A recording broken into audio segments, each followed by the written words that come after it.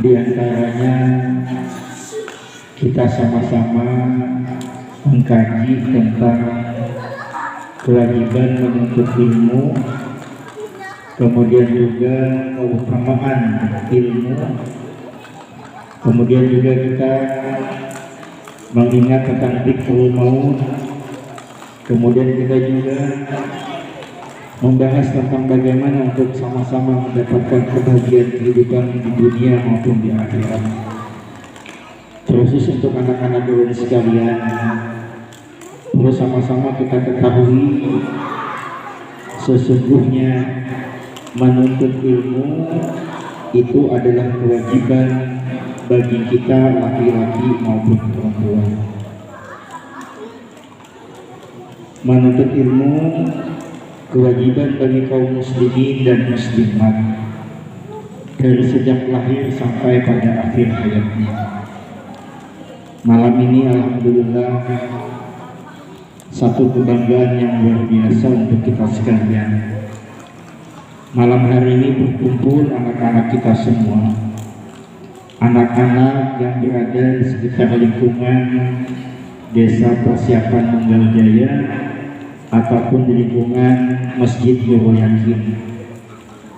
Hari ini kita kumpul anak-anak yang belajar di masjid, anak-anak yang belajar di TPA Khairun Nisa.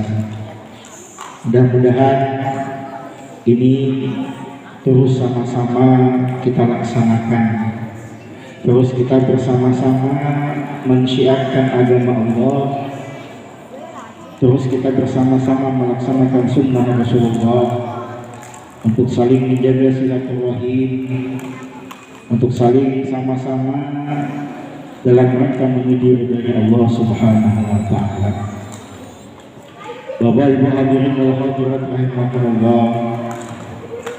Allah Subhanahu wa taala berfirman, ya ayyuhalladzina amanu tubu ilallahi taubatan nasuha.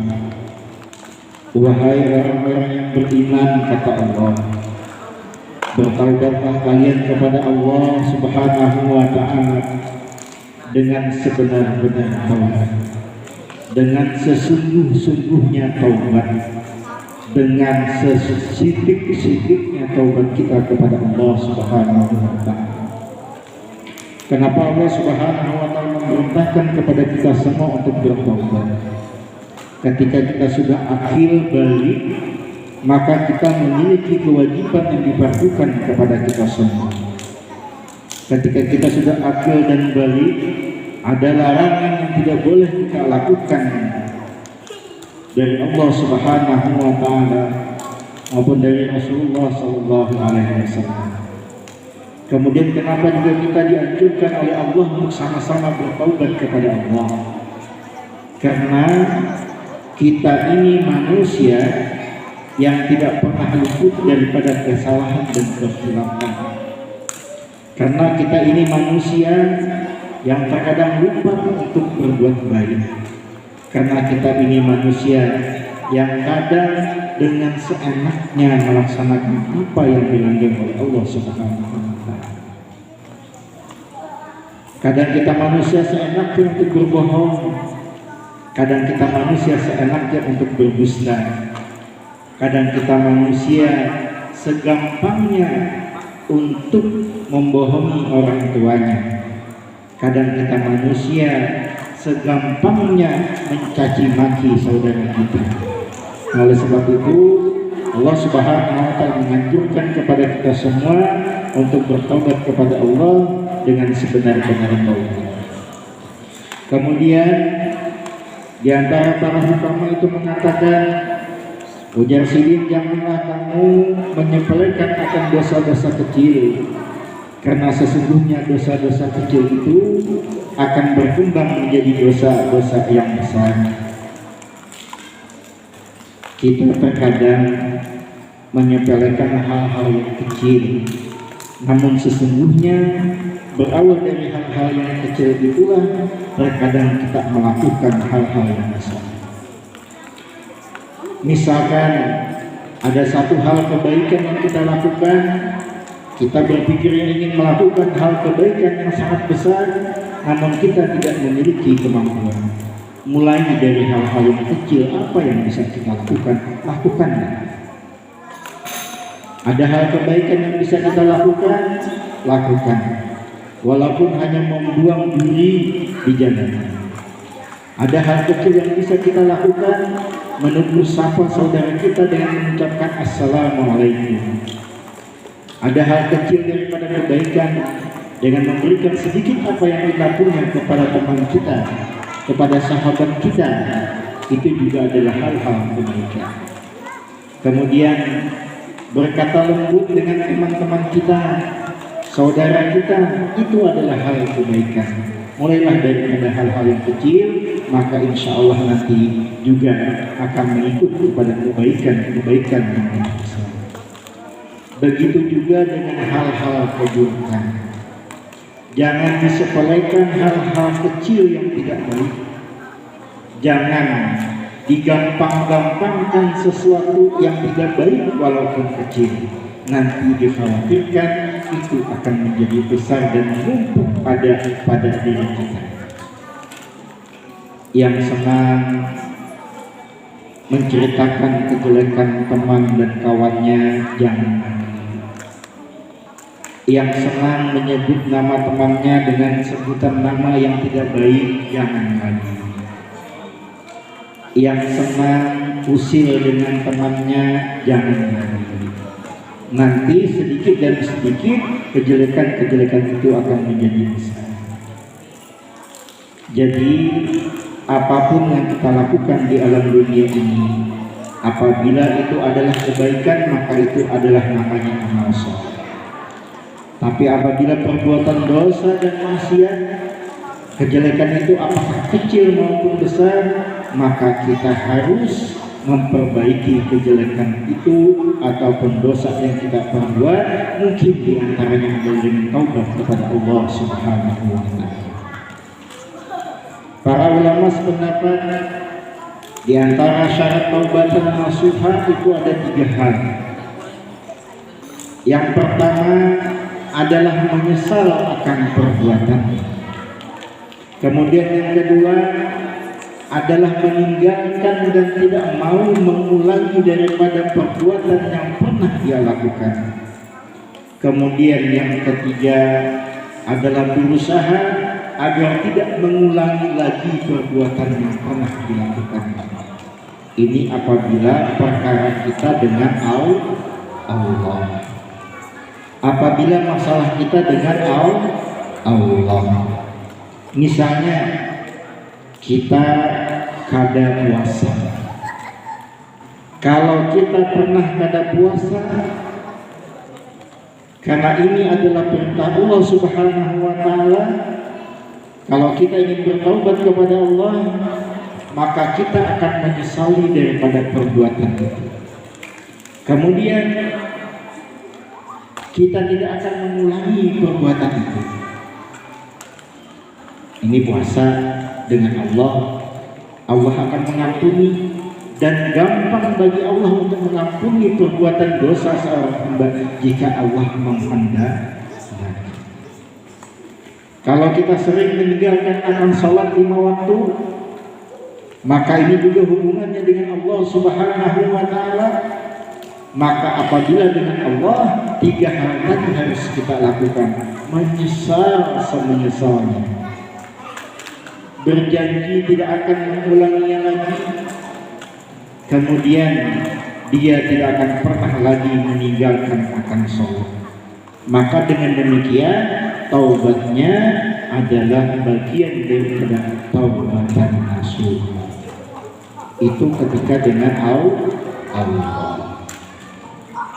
Tapi ketika dengan manusia permasalahannya, ketika dia menyakiti hati manusia, ketika dia usil dengan manusia, ketika dia jahil dengan manusia, maka syaratnya ditambah 1, harus meminta maaf. Misalkan si Acong menyambati si Udin itu orangnya kayak ini, kayak ini, ketujuh mengambil duit orang, Bujur aja kelakuannya lebih baik tapi kadang usah disampaikan. Amun kita pernah jahat dengan dia, menyebarkan daripada aibnya dia, maka berdosa juga kita. Maka selain jahat, wajib kita minta maaf. Acong tadi wajib minta maaf lawan si Udin. Bapak dah gini din, minta maaf lah. Aku semalam pernah menyambati ikan, maka harus seperti itu. Apabila Udin memaafkan, maka selesai sudah permasalahannya, tidak sampai ke hari kiamat. Tapi apabila Udin kadang memaafkan dengan sebab disambati oleh si Acong, maka Acong nanti awas dia demikian. Kebaikan Acong akan diambil oleh Udin karena berdosa.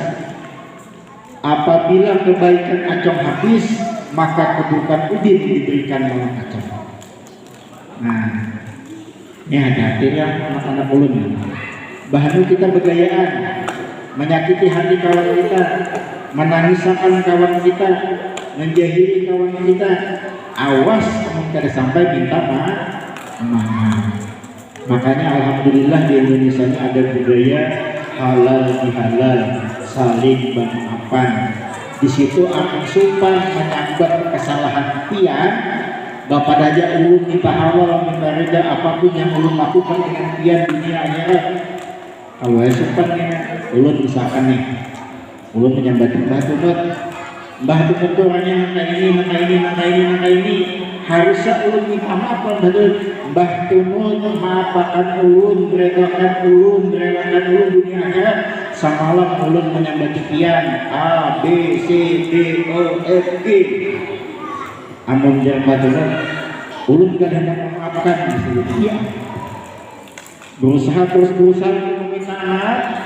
Amun sudah berulang kali kita minta maaf, batu pada pemaparan dia, sudah kita serahkan kepada Allah Subhanahu wa Ta'ala. Yang penting kita sudah menyampaikan permohonan maaf kita kepada si nanti awas nih, yang semuanya kita apabila bermasalah dengan manusia di alam dunia ini, nanti dia kiamat, kebaikan kita akan diambil daripada orang yang kita pernah jahati. Apabila habis kebaikan kita, maka keburukan kejahatan daripada siapa-siapa yang pernah kita jahati itu akan diberikan kepada kita. Naudzubillah. Oleh sebab itu kita ini muslimat bersaudara seberkaan, jangan sampai saling menyambati, jangan sampai saling iri dan dengki, jangan sampai saling hasad, hasud.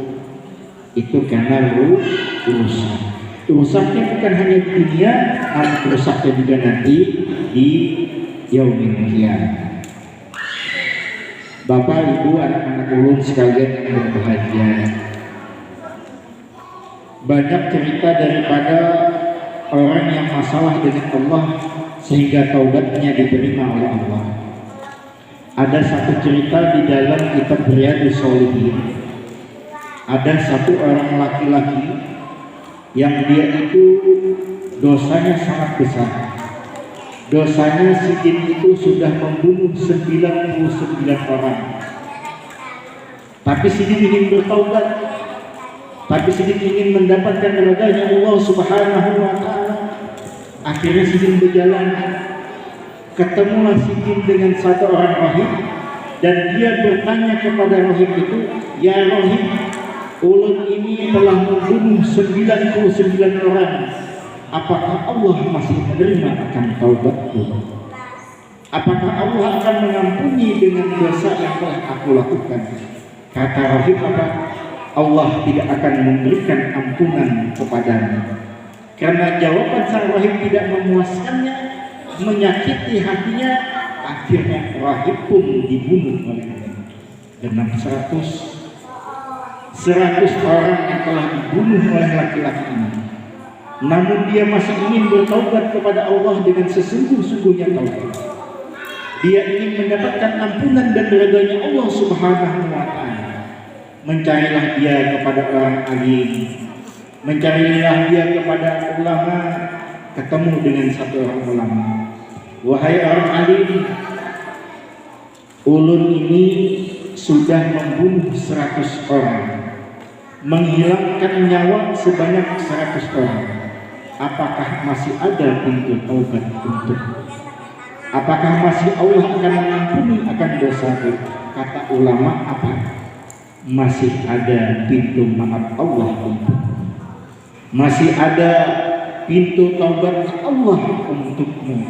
Maka dengan demikian diarahkan oleh ulama tersebut agar orang yang kelakuannya membunuh 100 orang tadi hijrah ke daerah yang lain, yang dimana daerah itu orang banyak dekat dengan Allah, orang yang banyak taubat dengan Allah, orang yang banyak beramal saleh dengan Allah. Singkat kisah, Sidin menuju jalan pertaubatan. Sidin menuju kampung di mana yang diarahkan oleh ulama tersebut. Di perjalanan, kira-kira dari Manunggal hendak ke Manunggal Jaya, pas di depan masjid Nurul Yakin meninggal dunianya. Maka datanglah malaikat rahmat, maka datanglah malaikat azab. Mereka berebut akan nyawa daripada seorang laki-laki tersebut. Ternyata kesimpulan akhirnya keputusannya adalah diukur. Sudah sejauh mana dia berjalan, lebih dekat ke daerah menuju pertaubatannya atau lebih dekat kepada daerah yang dia tinggalkan daripada maksiatnya. Ternyata setelah diukur 1 jengkal lebih dekat ke Nunggal Jaya, sehingga pertaubatannya diterima oleh Allah Subhanahu wa ta'ala. Ini saking rahmatnya Allah, ghafarnya Allah kepada makhluknya Allah Subhanahu wa ta'ala. Nah, lawan Allah gampang, tapi ketika lawan manusia berat pertaubatan kita semua. Kemudian ada satu kisah lagi penyampaian. Ada satu orang perempuan yang mana perempuan ini sudah bersuami, namun ternyata perempuan ini berzina dengan laki-laki yang lain. Parahnya lagi, perempuan ini mengandung dan hamil daripada anak laki-laki tersebut. Tapi Allah Maha Pengampun, tapi Allah Maha menerima taubat daripada hamba. Dengan kesungguhan wanita ini bertaubat kepada Allah, dia menghadap kepada Rasulullah Sallallahu Alaihi Wasallam. Ya Rasulullah, dia mengakui perbuatannya pada supermagimana. Artinya kepada Rasul dia mengakui, ya Rasulullah, ulun ini adalah wanita yang bersuami. Ulun ini melakukan zina dengan laki-laki lain. Saat ini ulun mengandung daripada anak laki-laki itu. Rasulullah memalingkan muka beliau. Berulang kali Rasulullah memalingkan mukanya, seolah-olah menganggap ini babinya zina kayak mabuk pada sadar berpendek. Mengisahkan aibnya sendiri, menceritakan permasalahan sendiri kepada Rasulullah. Namun sesungguhnya perempuan tersebut ingin bertaubat kepada Allah Subhanahu wa ta'ala. Akhirnya lampunya mati. Kemudian dengan kesungguhan pertaubatan wanita tersebut, akhirnya Rasulullah Sallallahu Alaihi Wasallam meminta kepada sang perempuan, wahai perempuan, jika benar engkau ingin bertaubat kepada Allah Subhanahu wa ta'ala daripada perbuatanmu, maka pulanglah dulu, rawatlah anakmu sampai melahirkan. 9 bulan 9 hari, anggap seperti itu. Kembali perempuan ini kepada Rasulullah Sallallahu Alaihi Wasallam, ya Rasul, anak yang aku kandung sudah aku lahirkan, maka bagaimana aku akan menjemput taubatan nasuha? Bagaimana aku akan mendapatkan ampunan dari Allah Subhanahu wa ta'ala? Lalu Rasul menjawab kepada perempuan tersebut, wahai perempuan, ini anakmu sudah lahir, anak dari hasil zinamu telah lahir. Maka kata Rasul, bawa pulang anakmu, susui anakmu, pelihara anakmu. Disebutkan di dalam riwayat itu 3 tahun lamanya dia memberikan susunya kepada anak tersebut. Kemudian dia kembali kepada Rasulullah, ya Rasulullah, aku sungguh-sungguh ingin bertaubat kepada Allah, aku ingin mendapatkan ampunan dari Allah Subhanahu wa ta'ala.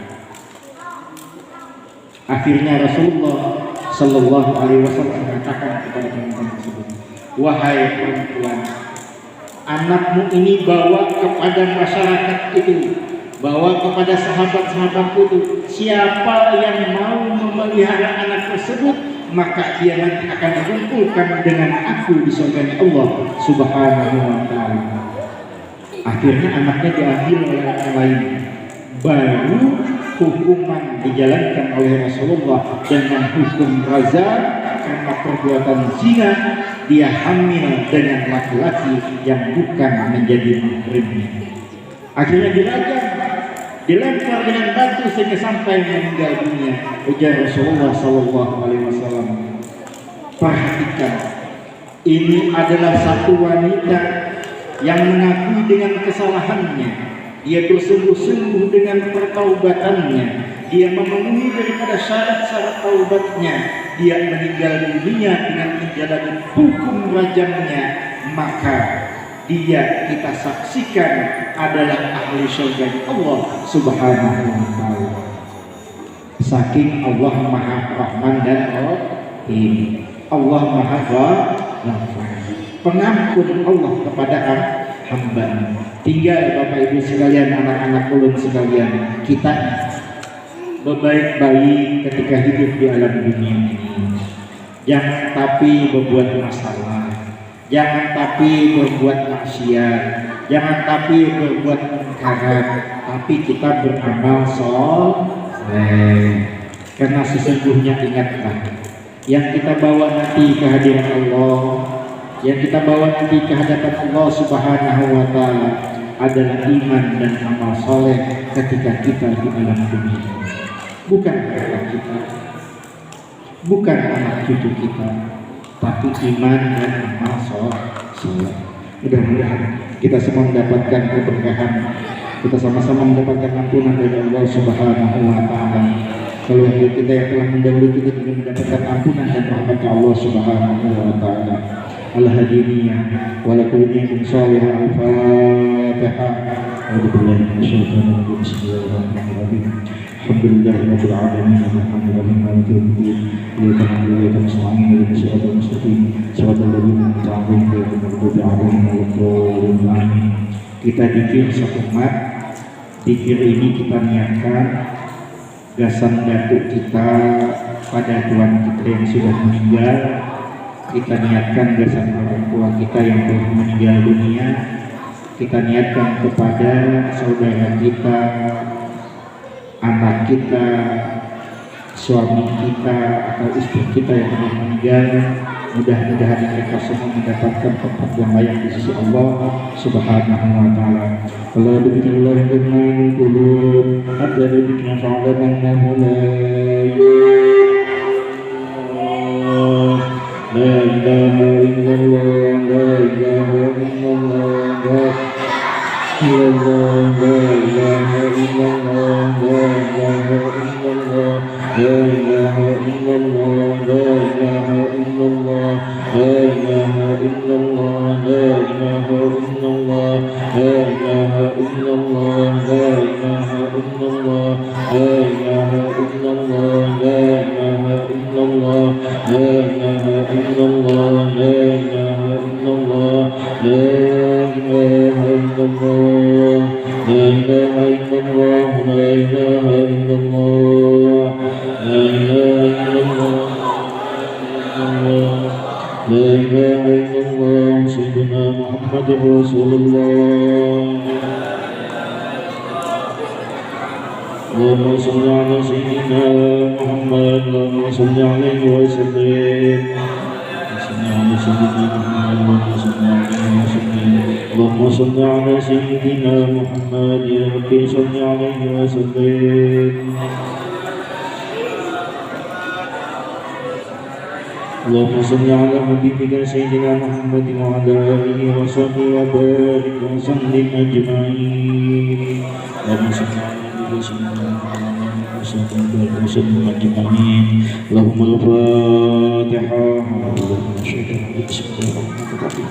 الحمد لله رب العالمين الرحمن الرحيم مالك يوم الدين إياك نعبد وإياك نستعين اهدنا الصراط المستقيم صراط الذين أنعمت عليهم غير المغضوب عليهم ولا الضالين آمين. بسم الله الرحمن الرحيم الحمد لله رب العالمين اللهم صل على سيدنا محمد وعلى آل سيدنا محمد. اللهم صل وسلم بك قدسك الله من القرآن العظيم ومعلوم من قول لا إله إلا الله وسبحانه سبحان الله بحمده وصلى على المصطفى صلى الله عليه وسلم هدية البالغة ورحمة النازلة وسلكة المتقبلة نقدمها ونهديها إلى حضرة سيدنا ونبينا محمد صلى الله عليه وسلم. اللهم اغفر لهم وارحمهم وعافهم واعف عنهم. اللهم انزل الرحمة والنعمة والمغفرة والشفاعة على حب رحمتك يا أرحم الراحمين. ربنا تقبل منا إنك أنت السميع العليم وتب علينا يا الله إنك أنت التواب الرحيم. ربنا آتنا في الدنيا حسنة وفي الآخرة حسنة وقنا عذاب النار.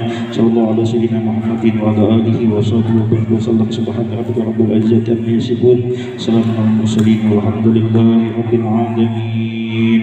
تقبل الله منكم.